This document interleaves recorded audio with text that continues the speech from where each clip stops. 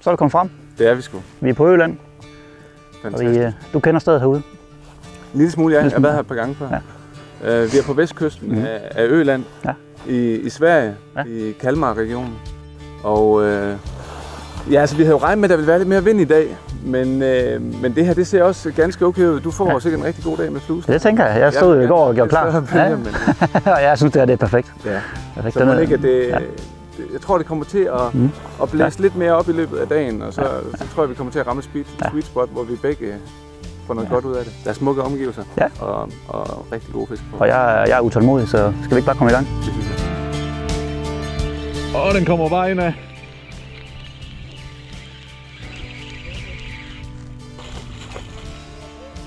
Ah, 50.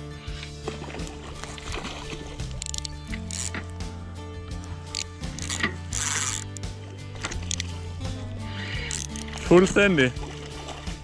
Det er fedt. En pæn hundfisk. Det er fucking flot, se. Ja da. Nice. Tillykke med den. Første fisk. Fedt, mand. Det er sgu da cool, mand. Fin en. Den er fandme flot. Flot farve, altså. Den skal næsten have sin frihed igen. Helt bestemt. Det var første fisk. Lidt farvet, så den skal have lov at svømme over mod åen. Ja. Super fangst. Det er... Lad os få nogle flere af dem. Ja, lad os gøre det. Der kommer også en svømmerende derude. Jeg startede dagen med at fiske med den her kobberålen, kalder jeg den. Sådan en Tobies imitationswobbler i kobber, som er meget sådan, den gør ikke meget væsen af sig i vandet. Så når fisken er sky, og når det er klart vand, og ikke så mange bølger som det er i dag, så har jeg god erfaring med den her. Særligt lidt mindre størrelser, også her til efteråret især. Og jeg har også fået lidt action på den. Altså, der kom nogle hug, og jeg fik også en undermåler, så det er ikke fordi, at den ikke fungerede. Men det var jo Søren, der tog fisken over mål, den fine fisk, her for lidt siden. Og det gjorde han på noget, der mindede mere om en hundestejl. Og derfor så vil jeg skifte avnen nu. Også fordi jeg har oplevet, at fiskene i dag, de er lidt træge, og de skal trigges lidt. Og der kan det altså være en god idé at have noget, der roterer. Og det kan være det, der udløser hugget på spændestof. Og så fordi jeg stadigvæk har lidt fidus til, at de måske, når de er sky, og der ikke er så mange bølger, nogle gange gerne vil have noget. Nu får vi lige at vide, at der er en stime fisk, så vi skal til i gang. Gerne vil have noget lidt mindre. Og jeg har fidus til kobber i efteråret især, når det er gråvejr som nu. Så vil jeg have sådan en kobberbasse tangloppe imitation ophænger her. Så de får begge bud. Og må ikke der er en af de to ting, der kan trigge et hook. Det vil jeg tro. Og den her, den kan jeg også komme lidt længere ud med. Og vi har på 50, de går lidt længere ud i dag. Sørens fisk hugger i hvert fald helt ud i kastet. Så lad os se, om ikke det kunne give lidt. Og så vil vi gå til den igen. Så er der flex. Men det er desværre en fejlkroning.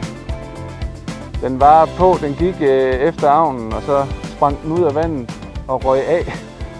Og så krogede jeg den sgu i luften igen. Den har kroget i buefinden, tror jeg.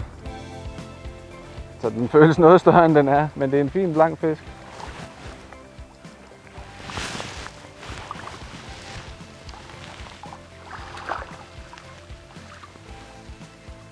Men ikke over mindstemålene her, tror jeg.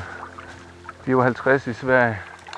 Så er der styr på den. Pæn fisk. Men den røg af, ikke? Du havde den på, ikke? Og så røg den af igen? Eller? Den eksploderede simpelthen på blinket, og så var den der bare lige pludselig. Og så røg den ud af vandet med det samme. Ja, men jeg hørte godt lige, du råbte, nej! Så kunne jeg mærke, der var slap lige en. Ja, og så bum, så var den der igen. Så den må have røget ud der, da den sprang ud af vandet. Og så fik den kroget i halen, uheldigvis. Virkelig fine pletter. Ja. Rigtig flot. Lad os få den ud igen. Den vil gerne nu også. Ja. Ja, sådan. Fedt. Sådan. Super fedt.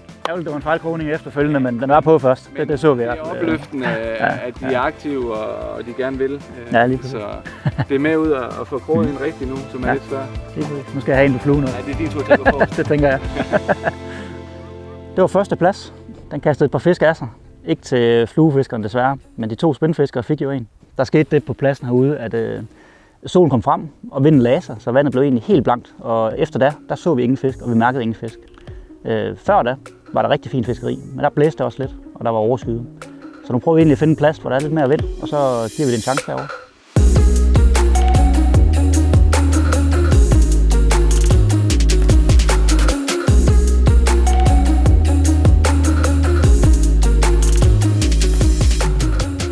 Vi befinder os på en plads her på den nordlige del af Øland på vestsiden, som er karakteriseret ved at være meget stenet, altså ekstremt stenet. Der er praktisk talt ikke sandbund nogen steder.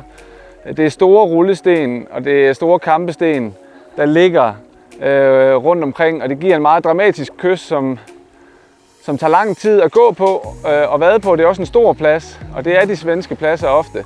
Og det er noget, man skal måske forberede sig lidt på, inden man tager herop, og sørge for både at have udstyret i orden, men også at være indstillet på at måske ændre sine fiskestrategier lidt i forhold til, hvad vi kender fra Danmark.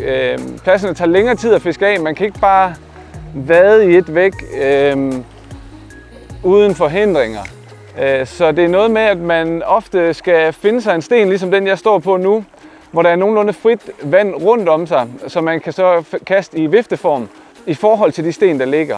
Og forsøge så vidt muligt også at få avnen til at gå tæt forbi nogle af de sten, der ligger ude i vandet. Fordi fiskene kan altså godt lide at opholde sig i de huller, der dannes sådan mellem stenene og under de store sten. Men det er egentlig strategien langt hen ad vejen, og så er det bare med at få pløjet noget kyst igennem. Og nu har jeg jo dækket helt hen til den sten, der ligger herovre.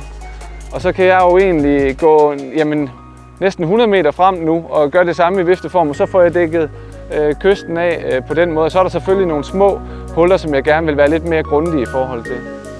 Men nu er det videre til næste sten.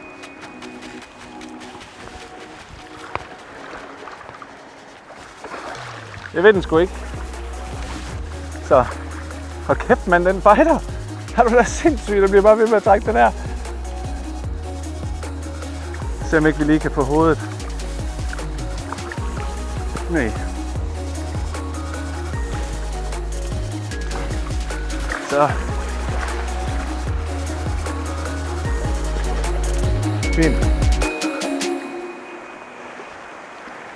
Som I kan se, så er lyset ved at være endt op for i dag. Vi har lige Mikkel, der går rundt derude og prøver at få den sidste hav på krogen med hans spændstang derude. Status for i dag er, at vi har fået 2 rigtig fine fisk ind.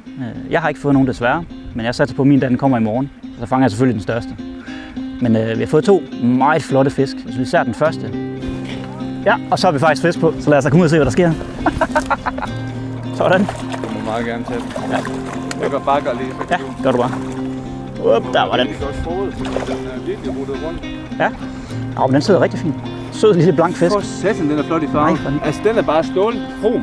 Det er imponerende, hvor forskellige de har været. Den er fuldstændig krom, den her. Den første var helt kov og guldfarve. Virkelig fin. Super flot fisk. Ja. Ja, men vi kæmpede hårdt for det her til sidst, og det må man sige. Vi skyndte os herhen, inden solen gik ned, fordi vi havde en fornemmelse af, at det her rev her, det godt kunne give nogle fisk. Ja. Og vi mærkede lige lidt herhenne, og det lugtede af fisk, og vi fik også en her til sidst. Det er ikke den største, den kommer ud igen, men super flot, krom farvet fisk her, og det bliver så punktummet for dag 1. Det er super fin dag. Der har været fisk, men det har også krævet noget arbejde. Det må man sige. Vi har gået nogle kilometer og fået fisket meget af, men det er det hele værd. Men nu skal den her have lov at svømme igen. Ja.